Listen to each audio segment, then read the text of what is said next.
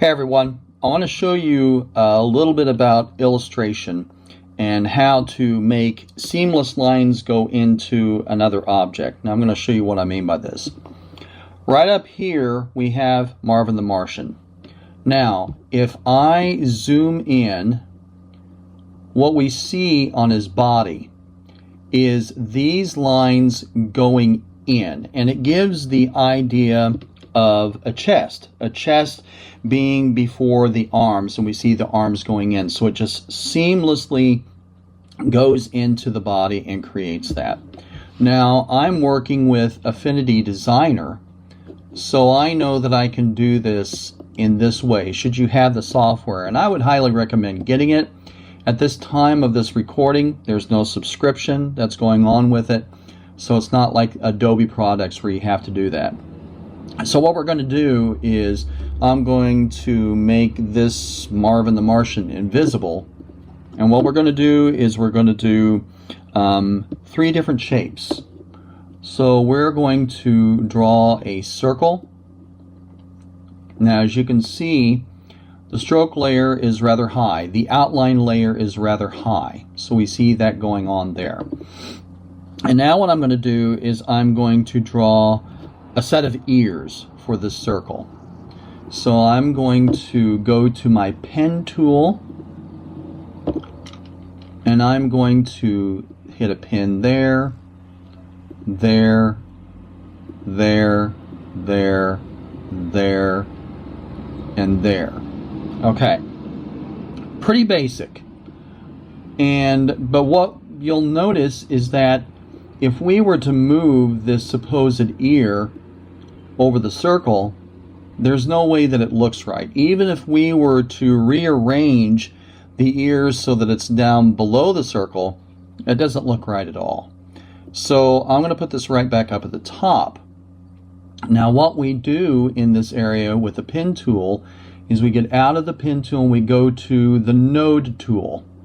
So what we're going to do is we're going to select a node with the node tool, and we're going to go up to this little thing of breaking the curve. We're going to break the curve.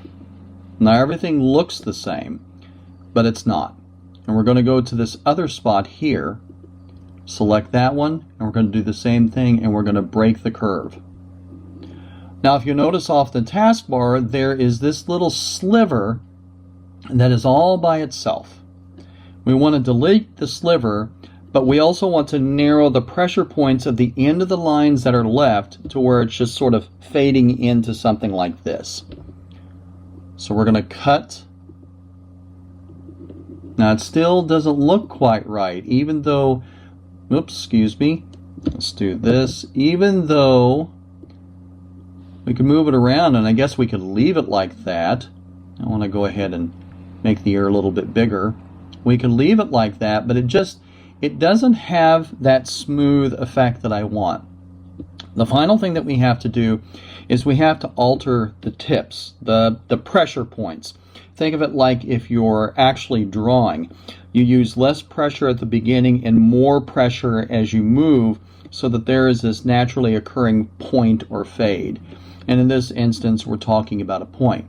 So after having that highlighted, I'm going to go to the stroke tab. I'm going to tap on pressure. I'm going to make a dot at the very top, or make a node at the very top. Then I am going to take these nodes and narrow it down, and as you can see, it has taken all of that and has made it into a pressure point. So now I can move it in here, and it looks like I've got some ears, and it's molding right to the face. Not very good ears. So once that first thing is done, I'm going to take and I'm going to copy it, and then I'm going to paste another layer, and I am going to flip it vertically, and then I am going to move this off to the side, right around here. Oops, let's go back. We don't want that going out over the circle. There we go.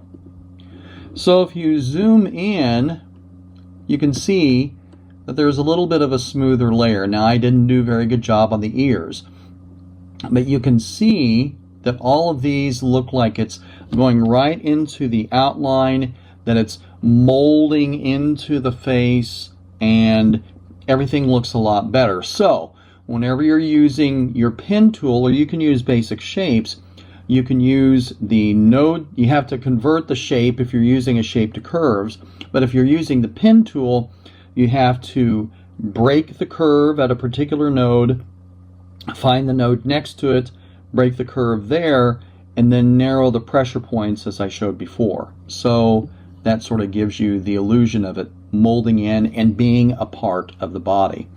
So I hope this helps someone later on.